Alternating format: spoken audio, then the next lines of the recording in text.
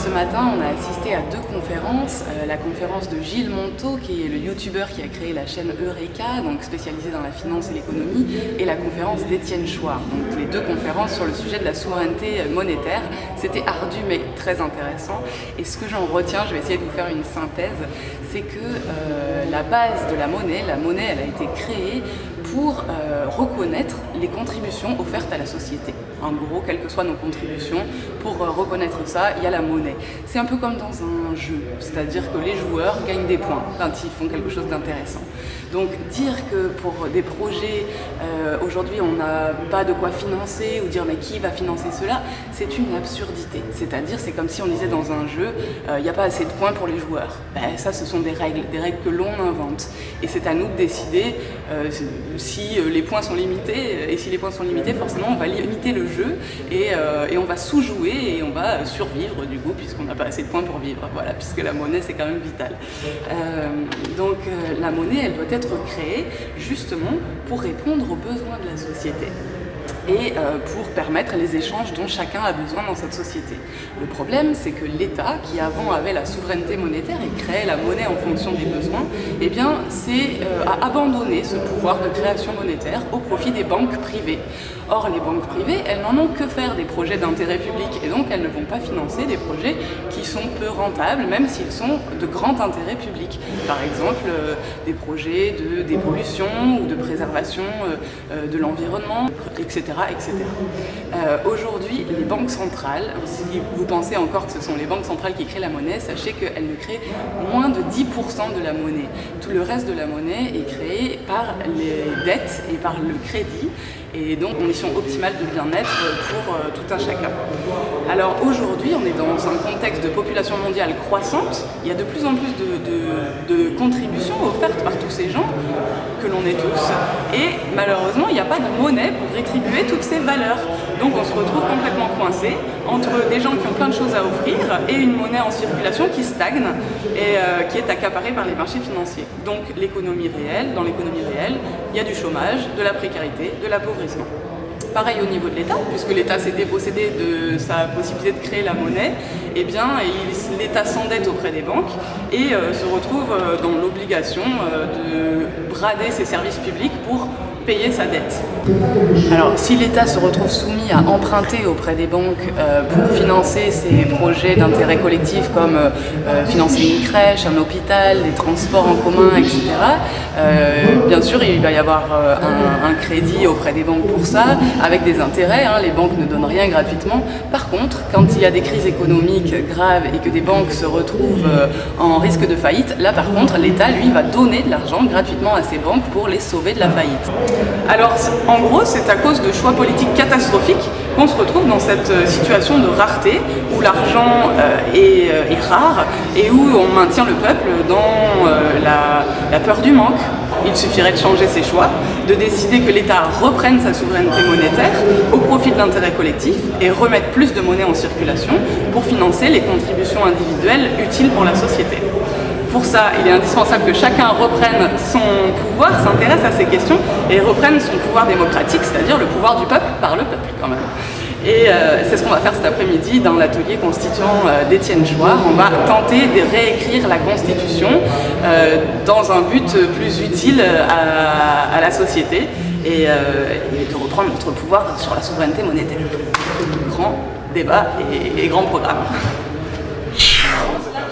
L'idée, ça les transforme, c'est-à-dire qu'il y a des gens qui étaient en train de jouer au foot, qui s'en foutaient, qui n'étaient pas volontaires pour reprendre le débat. Là, oui, ils se prennent au jeu parce qu'ils voient que déjà ils ont du pouvoir, alors que forcément quand tu n'as pas de pouvoir ça ne t'intéresse pas à la politique.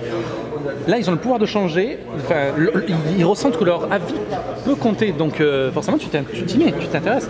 Et puis c'est un effet boule de neige en fait, c'est celui d'à côté le fait aussi. Et tu vois que celui d'à côté s'en occupe, donc ça te donne envie. Ah, il a dit ça, mais c'est pas trop con, mais moi j'ai une idée, si on faisait ça, c'est peut-être mieux. Et en fait, de fil en aiguille, tu aboutis à une véritable transformation en fait. Et des gens qui à la base s'en foutaient, oui, ne s'en foutent plus et s'y mettent quoi. Et c'est ça le but des ateliers constituants en fait, c'est que ça transforme vraiment. C'est en découvrant les problèmes et en les approfondissant qu'on finit par s'y intéresser et voir que qu'on est partie prenante dedans. On dit Quoi. même qu'il faut les obliger. Oui, tu les obliges par le tirage au sort. Tout à fait, oui. Il faudrait ça comme un pouvoir citoyen en fait. C'est une obligation citoyenne de participer à la vie politique du pays. Très bien, oui. Il faudrait qu'il y ait une formation.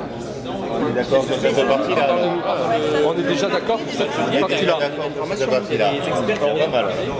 On pourrait essayer de définir tirer au sort parmi qui. Je sais pas, on va pas tirer au sort les enfants de moins de Oui, voilà, il y a quand même des critères. Il y a quand même des critères. Sur le tirage au sort. Peut-être qu'on va pas tirer au sort des personnes qui sont en prison pour X ou X raisons.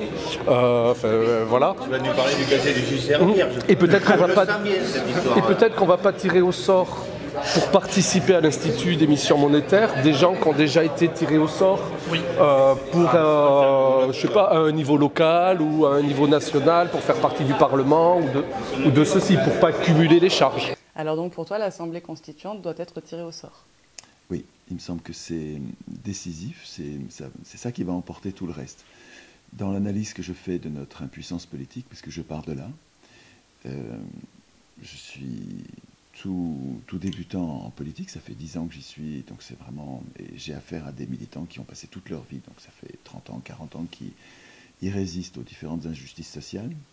Je suis débutant et je constate que parmi tous les militants que j'observe, il y a un point commun, c'est que nous sommes tous impuissants politiquement. Tous ces gens sont pleins de bonne volonté. Ils passent leur vie à aller tracter le mercredi sur les marchés, il pleut, ils sont mal reçus, dans l'indifférence générale. Et ils bossent, et ça ne change rien. Notre point commun, notre cause commune, c'est que nous sommes impuissants politiques. Or, cette impuissance, elle est écrite quelque part dans un texte dont tout le monde se fout, qui est la Constitution. Et les militants ne s'occupent pas du tout de la Constitution. Il me semble que c'est essentiel. Alors, qu'est-ce qui fait que quand on va regarder une Constitution, on s'aperçoit que oui, c'est écrit. Alors, il n'est pas écrit explicitement, le peuple n'a aucun pouvoir. Ça nous mettrait en colère et probablement on réagirait plus que nous ne le faisons. Non, c'est pas écrit comme ça. En fait, c'est une absence. Dans les constitutions du monde, on ne parle pas du pouvoir du peuple. On ne parle pas du pouvoir du peuple. Tout est organisé sans nous. Et c'est ce qui fait que nous n'avons aucun pouvoir politique. Alors, comment ça se fait que dans tous les pays du monde, les constitutions organisent l'impuissance populaire? C'est pas un complot, pas partout sur Terre et à toutes les époques. Non, il y a une façon de désigner les acteurs constituants qui explique que ça débouche toujours sur l'impuissance populaire. Dans tous les pays du monde, on élit l'Assemblée constituante parmi des candidats qui sont des professionnels de la politique.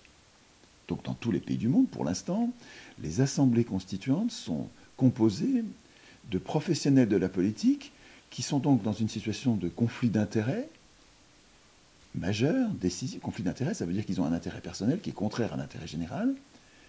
Et leur intérêt est évidemment, qu'on me contredise si je me trompe, mais je pense que c'est difficilement contestable, l'intérêt des professionnels de la politique au moment où ils écrivent la Constitution, c'est d'organiser leur irresponsabilité, le fait que les responsabilités soient factices, que les contrôles soient légers et superficiels, puisque c'est leur intérêt de ne pas être contrôlés, de ne pas être enquiquinés pendant qu'ils vont servir le bien commun. Ça peut être en toute bonne foi. Hein. Ils peuvent être déterminés à servir le bien commun, mais quand ils écrivent les règles d'une constitution, pour ne pas être embêtés, ils ne vont pas instituer le référendum initiative populaire parce qu'ils ont un intérêt personnel contraire.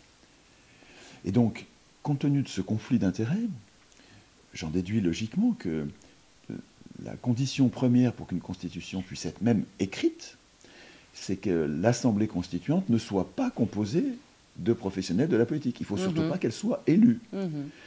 Tant que nous élirons l'Assemblée constituante, nous aurons des voleurs de pouvoir, comme je les appelle, aux manettes, pour écrire les règles qu'ils devraient craindre. C'est-à-dire qu'on n'aura jamais ces règles-là si on les laisse écrire. Donc, il me semble que, peut-être qu'on trouvera une meilleure solution que celle que je défends pour l'instant, mais il me semble, moi, que si on tire au sort l'Assemblée constituante, on va avoir n'importe qui, et n'importe qui sera mieux que des experts en conflit d'intérêts. En conflit d'intérêts, c'est le pire qui puisse nous arriver. D'ailleurs, quand on fait les ateliers constituants, on fait la démonstration que des gens simples, normaux, qui n'aspirent pas au pouvoir, sont tout à fait capables d'écrire des articles de constitution, et que ça donne des vrais articles de constitution avec des vrais contrôles des pouvoirs politiques. Donc, c'est premier, si vous voulez. Après ça, l'Assemblée constituante, elle va choisir le dosage du tirage au sort qu'elle va instituer dans l'Assemblée législative, par exemple, ou dans les chambres de contrôle. On va tirer au sort les chambres de contrôle des différents pouvoirs. Donc ça va être à l'Assemblée constituante de décider. Mais ce dosage de tirage au sort dans la Constitution, on ne l'obtiendra à la condition première qu'on ait tiré au sort l'Assemblée constituante. Donc, de tous les tirages au sort, le premier, celui qui est le plus important que nous devons défendre, à mon avis, le premier, c'est celui de l'Assemblée constituante. Donc aujourd'hui, on voit que le système politique dysfonctionne totalement. Donc là, tu as pointé des... Ça dépend pour qui. Pour les riches, il fonctionne parfaitement. Du point de vue de l'intérêt général, il fonctionne mal. Mais du point de vue de ceux qui ont mis en place le système, qui sont les plus riches, ça marche très bien. Ça donne toute satisfaction. Depuis 200 ans, les riches gouvernent, c'est ce qu'ils voulaient, mais tout se passe comme prévu. Et du point de vue de l'intérêt général, justement, comment pourrait-on faire pour qu'il y ait plus de transparence en politique? Quels moyens pourrait-on mettre en œuvre pour que justement les élus puissent être mieux contrôlés par les citoyens? Il faut commencer par arrêter de demander aux élus de trouver cette solution.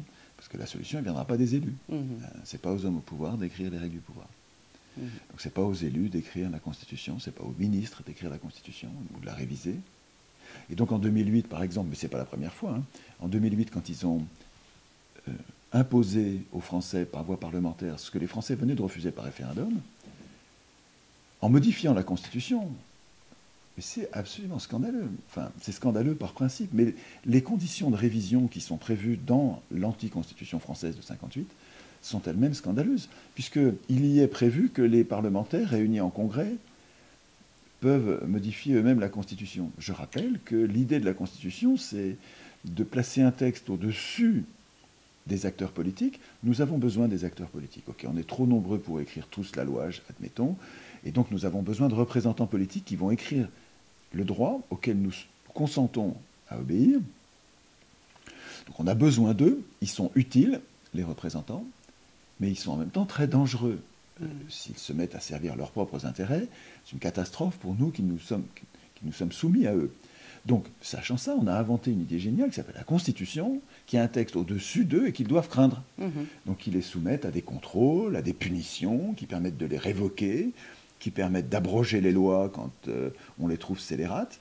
Mais toutes ces règles de contrôle et de sanction, il ne faut pas que ce soit eux qui les écrivent, sinon ils ne vont jamais écrire ça. Donc, d'où l'importance de la Constitution par les citoyens. Par les citoyens eux-mêmes.